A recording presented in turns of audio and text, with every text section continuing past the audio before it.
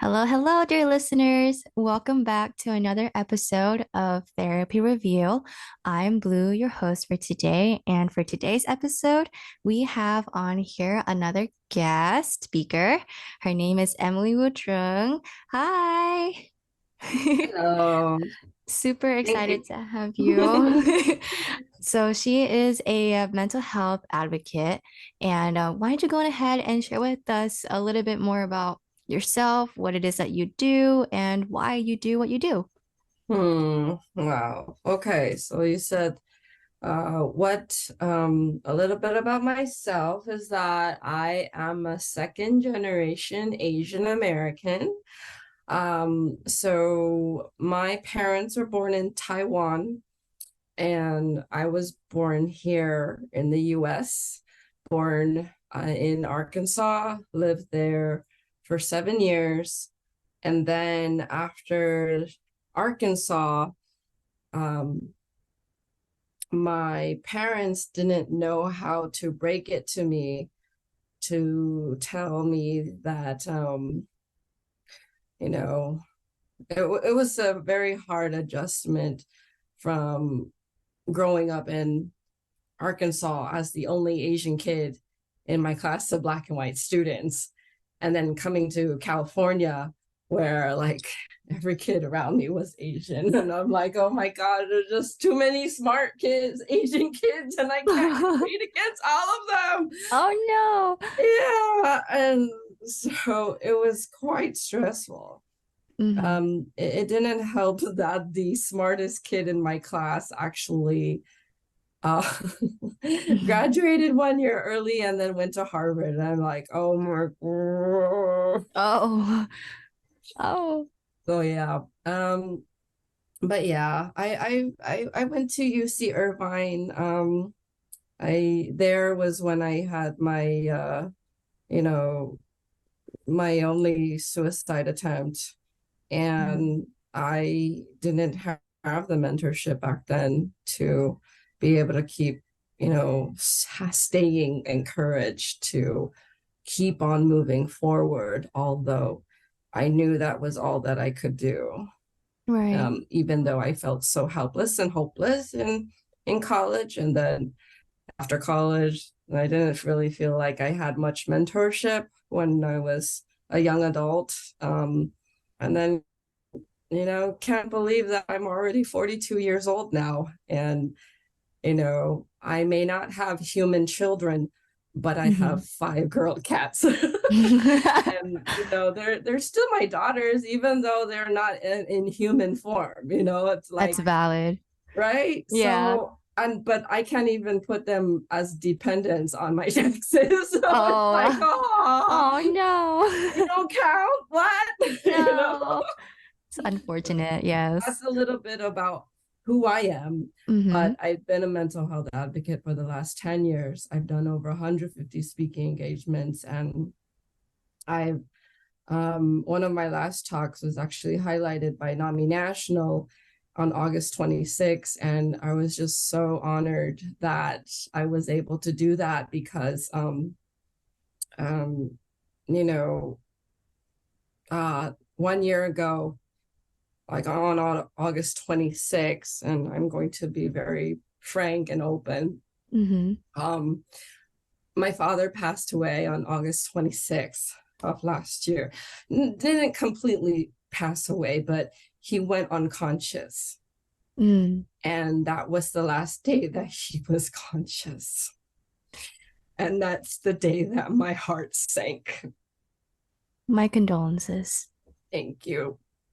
But the funny thing is that I feel like this higher power, which I sometimes call God or the universe, and I'm not religious, but I feel like I'm more spiritual now.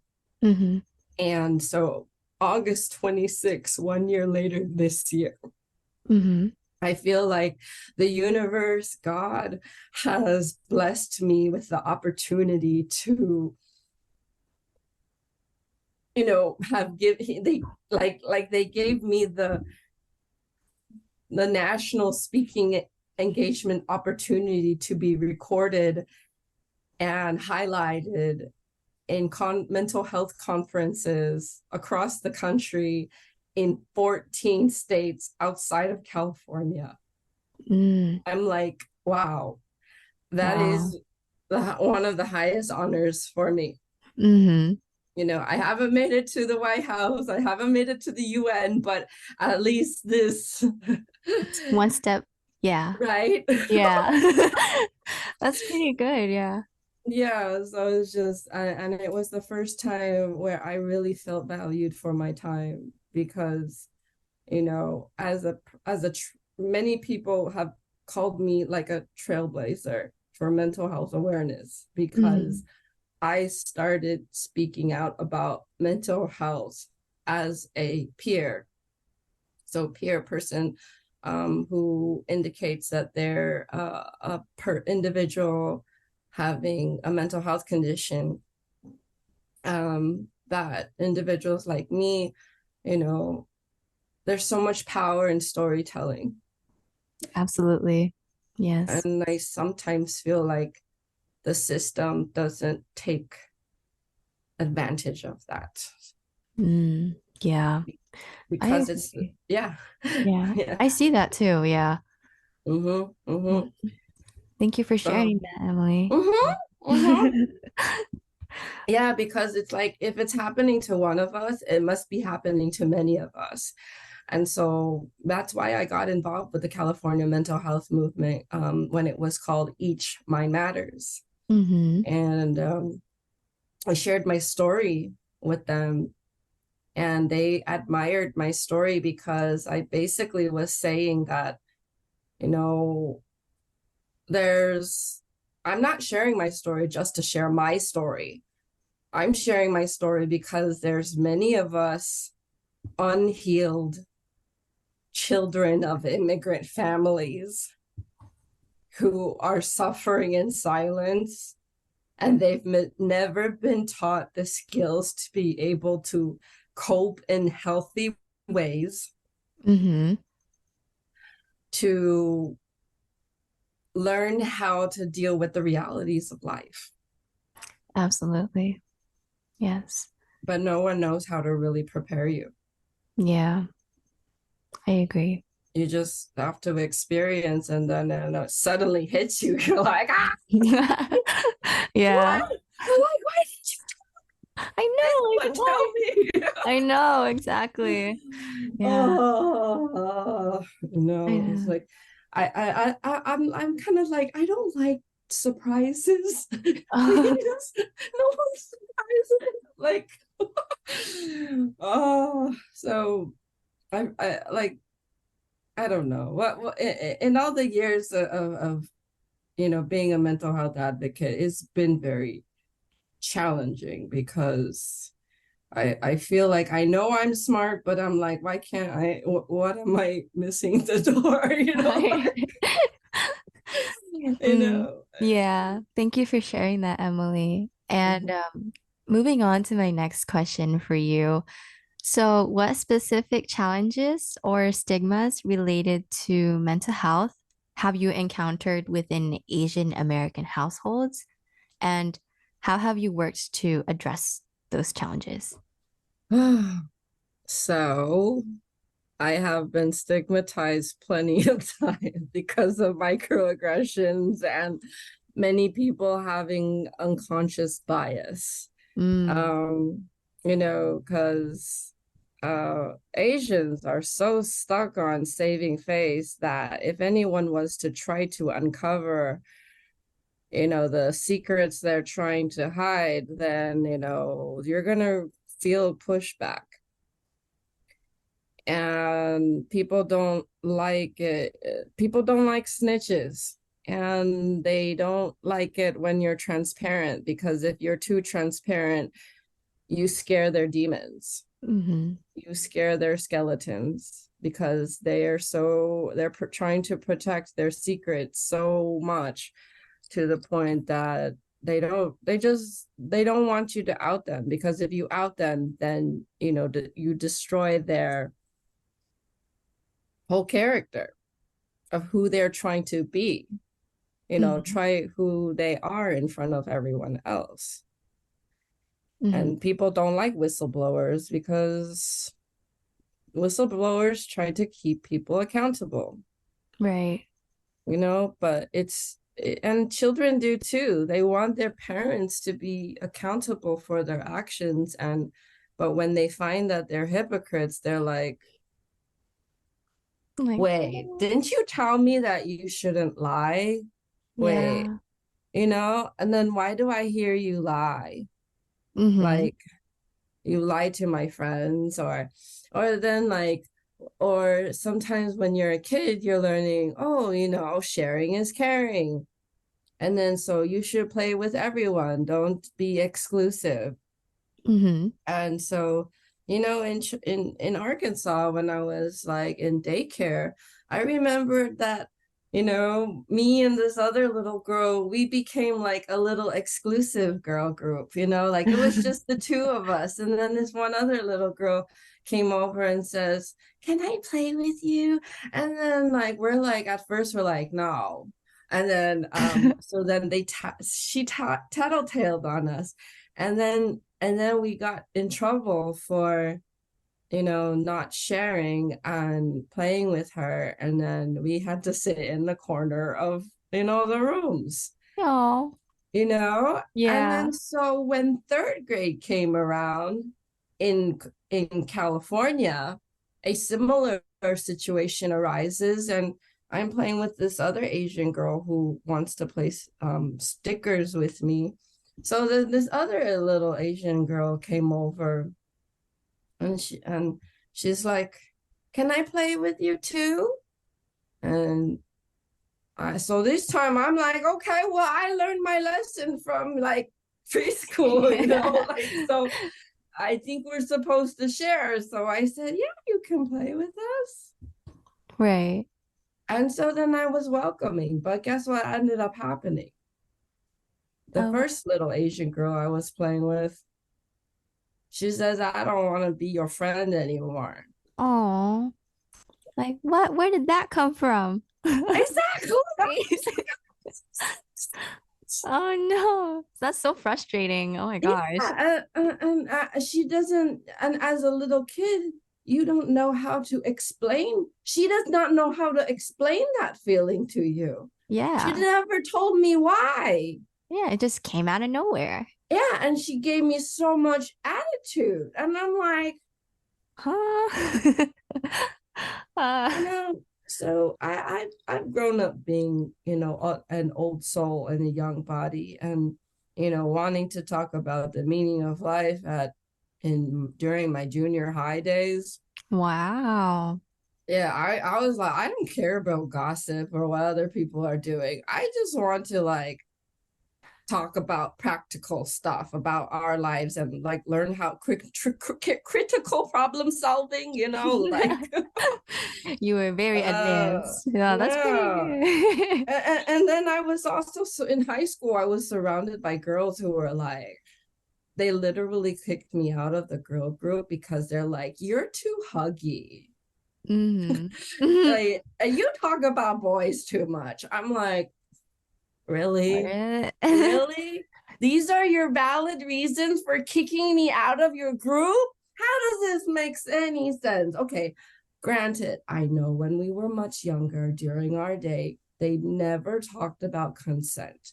And Mm. as and you know, like consent is now a bigger topic now, Hmm. right?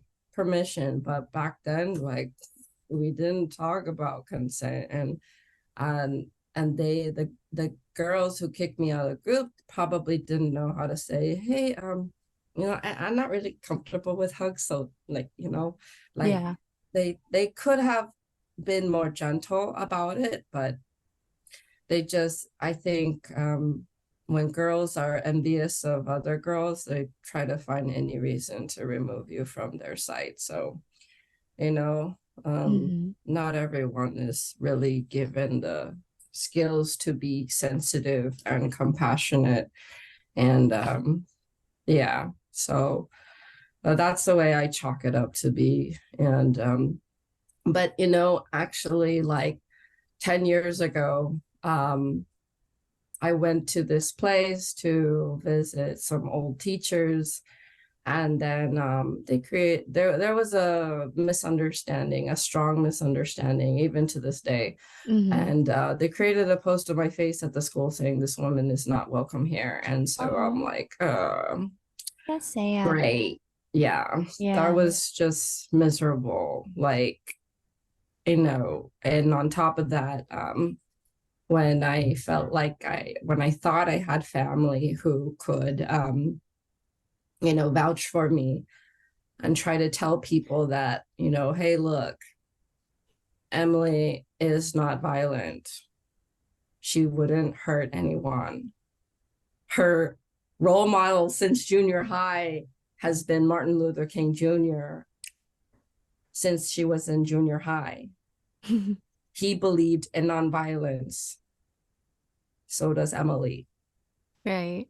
If just one person, at least one family member, could have said that to vouch for me, that would fill my heart Mm-hmm. up with Yes. so much love and support. Mm-hmm. you know but my family doesn't know how to do that. So, with those past negative experiences that you had, how did you address them? It's very hard to, because when you are dealing with bureaucrats who just don't want to listen to you and wish you would just go away, Mm-hmm. like they know that they did you wrong, and so they don't even want to talk to you because they know that they're in the wrong. Right. And it's just like, you can either try to let it go, or you try to, go where you're appreciated. In the Mm-hmm. end, that's where we have to go, Right. because, you're not going to be compatible with everyone. I know Mm-hmm. that, not everyone's going to like each other, agree with how the people do things, and you just have to go where you're appreciated, because that's where you'll feel the love and compassion and Mm-hmm. celebrated. Mm-hmm. And so even though, like, I have received a lot of pushback, um and microaggressions, like, I mean, look at Martin Luther King Jr.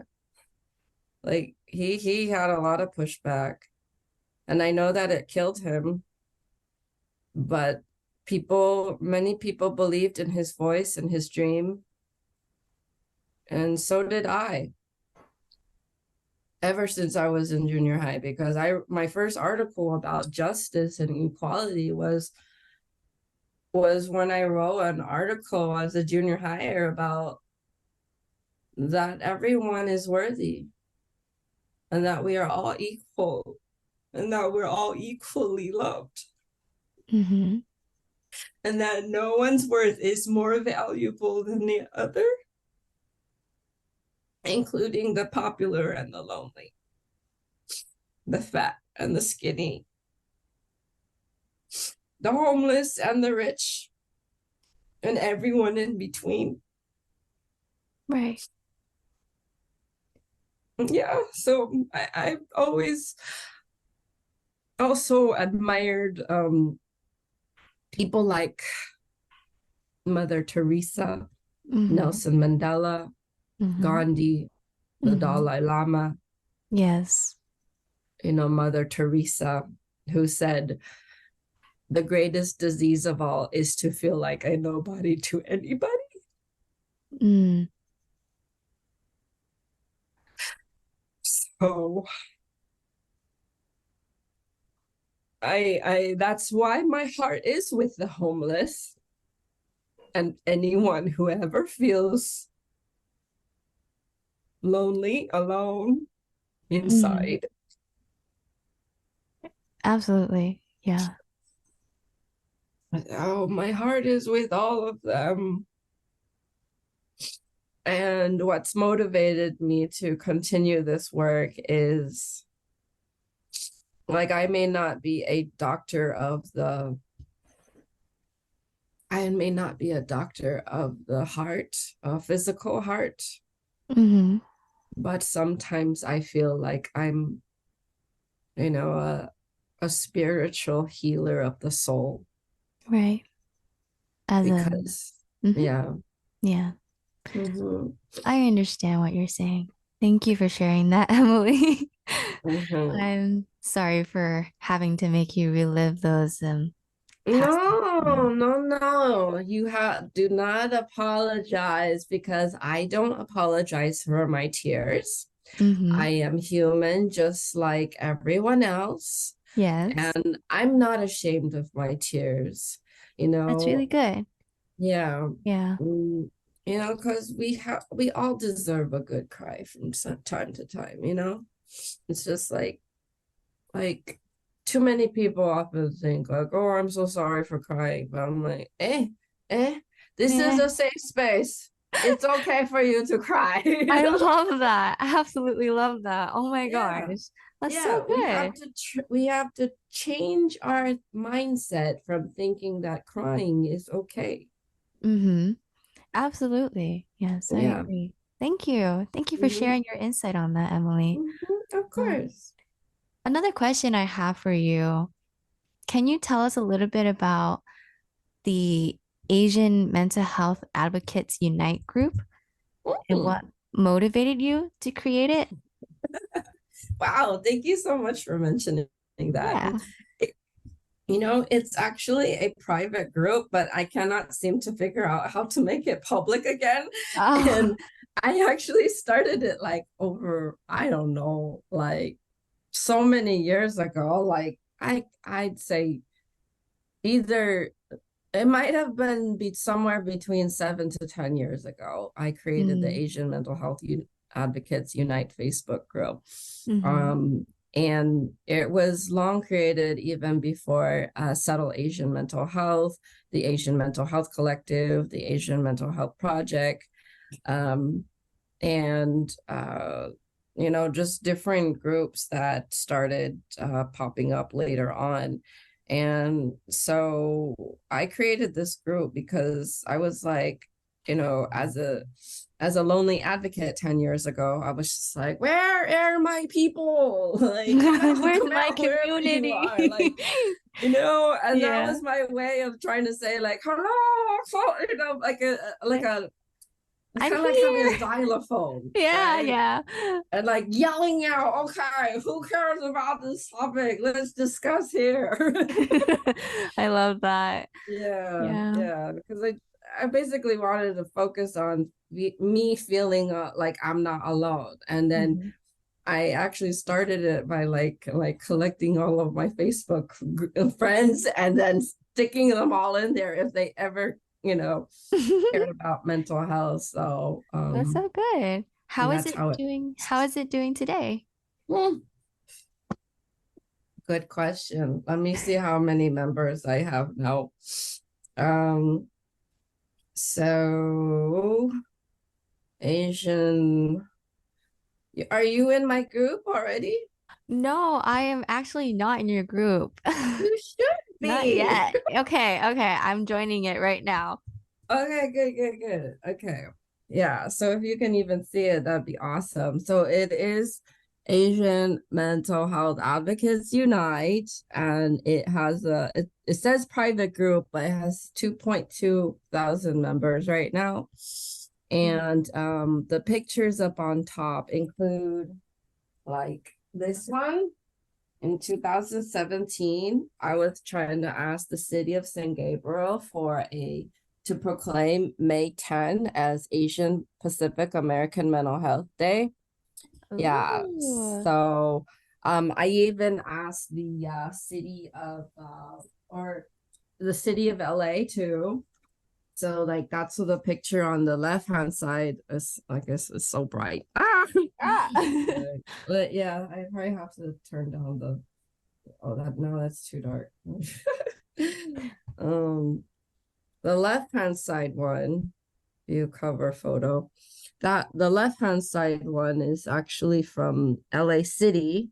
Mm-hmm. Um, and then Wow. and then I also I got many awards. I got this one is I got the 2015 Woman of the Year award from Senator Ed Hernandez. So like I've been doing this work because I want I want I, I actually was introducing myself as a like Emily Wu Truong version of Aaron Brockovich. Like not having the law degree or the higher degree to um do things legally like lawyers can, but being the advocate for the people, the underdogs Mm-hmm. who don't know how to share their own story. So I start by sharing mine. I love that. That's so awesome. By Yeah. the way, I just joined your Facebook Yay, group. I will So, add you. Okay, okay. yes, I think, Good, good, good. yeah, my request got approved already. So I'm Oh, in good, it. good, good. I'm glad. Okay. Yeah. Because sometimes, like, I don't know, Facebook does some automations that I'm not unaware of. And I'm like, what are you doing, Facebook? So it sometimes deletes some of other people's posts without me Oh. knowing. And I'm just like, huh? And then they message me and say, hey, some of my posts got deleted. I'm like, I'm sorry. Didn't I didn't consciously do that. Like, Facebook has some weird algorithms and stuff. So yeah. And it's just a gathering place of to share any articles that pertain to mental health and our communities, and including like coping skills or affirmations to encourage people along the way, because life just gets so traumatizing and you Mm-hmm. just need some positive energy to help you get through the day. And but at the same time, I do share sometimes some disappointing news when I hear anything that affects mental health programs. And Right. because like there really are laws out there that are just so disgusting that it's like, what? Like, how People is are this actually law? using and creating laws that take away people's civil liberties and freedoms and rights. I'm Mm-hmm. just like, wait, what? Like, you know, uh, uh, Yeah, yeah, exactly. yeah, because actually, what I'm referring to right now is my 5150 from 2 months ago on Oh. July 29th. And I'm actually going to be interviewed I've already been interviewed by LA Times, but I have another meeting with them this Thursday. Hmm. And, to talk about this very subject. And, it's sometimes these spaces are very few and far between. And while it was not trendy to talk about mental health before, that's why many people call me a visionary, Mm. because I already envision the future of how the world could be a better place. But, Judy Chu, Congresswoman Judy Chu's husband is one of my mentors, and he said, Emily, you're so smart, intelligent, but no one is able to keep up with you. Really? Yeah, that's what he said. Mike Oh Eng, like, my I gosh. mean, it's just, and I guess the advocate in me is kind of like, you know, I have a dream, Yeah, I but know exactly what you kind of mean. like Martin Luther King Jr., he did not get to see what life is like today, you know? Right. Yeah. It's like he was the visionary of his day. Mm-hmm. And he even said, like, I have a dream that one day we will not be judged by the color of our skin, but by the content of our character. Mm-hmm. Like that's what he Character, wanted. Yeah, right? character. Yeah. Exactly. But we don't judge each other by character. We judge each other by how much money do you have and what is your title. I know. It's sad. I know. Like, Right? why? Yeah. Yeah. I'm just like, I judge you based on how kind you are. How Hmm. genuine are you? Are you Hmm. authentic? Are you real? Or do you Right. just, or are you fake and you always pretend in order to get whatever you want, you I know, know. and use people, because there's just, and because I want people to be accountable. And because if, like, for example, if you were hurt by anything that I did, I honestly would want you to tell me. Hmm. I don't want you to cover it up. I don't want you to pretend. I want you to tell me how what I said made you feel. Hmm. And if I hurt your feelings, I want to, tell you that I'm sorry and I didn't mean to hurt you. Like how often do you hear anyone show humility these days? Yeah, it's rare nowadays. I feel Mm-hmm. like maybe it's Mm-hmm. because I haven't seen it often enough, but I don't know. I feel like people are saying the same thing. Like we don't see a lot of that nowadays. It's rare.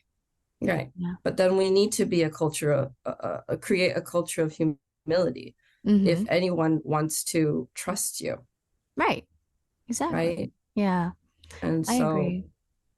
but it's just like people have to stick up their ass. And, Uh, they just like, let's follow the hardcore rules and like we cannot stray from it. I'm just like, wait, can't we question it?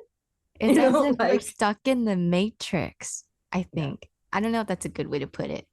Yeah, yeah. It's all these systems have been created, so many different systems and institutions, and it's like we grow into them, and then we realize, like, wait, what? Wait, what was that? Like, what did you put me through? Like, and now I have to unlearn all this? I know. It's so sad. Yeah. It's like the Oh, like, struggle. right? Because I don't know about you, and you can share too, but in the public education system, they basically make you think that your worth is basically dependent on your grades. Oh, actually, wait, yes, I've been told this many, many times with my personal experiences, like personal mentors. Like they've made me Mhm, aware of how that mhm, system works. And mhm, it's really sad. Yeah. Now that I'm mhm. thinking about it, it is really sad. It is very sad because Yeah. it's just like, and that's why some schools actually don't want me to talk about that because like they know our young generation, just like you Mm-hmm. guys are all little, not little, but you're geniuses. Mm-hmm. We're all geniuses. Yeah, But the problem is that the public education system tries to cookie cut everyone. I know. It's like as though they're trying to train every student within the system to be their workers. I don't Yeah, know if this busy is, bees. yeah, exactly. Mhm. Yeah. But it's just like I don't want to create a generation of busy bees. I want to create a generation of critical thinkers. Mm-hmm. Think outside the box. Yeah. What do you see is wrong with our world? you know? Yeah, And then what do you want to fix? right. You know? So and I think that education should actually be geared toward that direction. Right. But, you know, they're so fixated on the old traditions of what they do in the school systems that all the kids who are actually acting out in school are sometimes the kids who are having other problems at home that they don't know how to handle, like, Mm-hmm. and I don't blame them, you Yeah. know because if you've been traumatized in the home, you know school might be an escape, a temporary escape, Mm-hmm. But you can also get traumatized at school too. And Yeah. then you just don't know where's the safe space. Like who do you really trust? Who can you trust? Mm-hmm. And I was like, why do these kids, when you're in grade school, they say they write best friends forever in your yearbook? And I'm like, really now? Really? Right? It's like it is Yeah. for real. Why do you write something that's going to be false? I know. Like, what? You sure about that? Yeah, exactly. So I mean, I have my very cynical side, but I have my very hopeful side too, Mm-hmm. So No, that's good. mhm.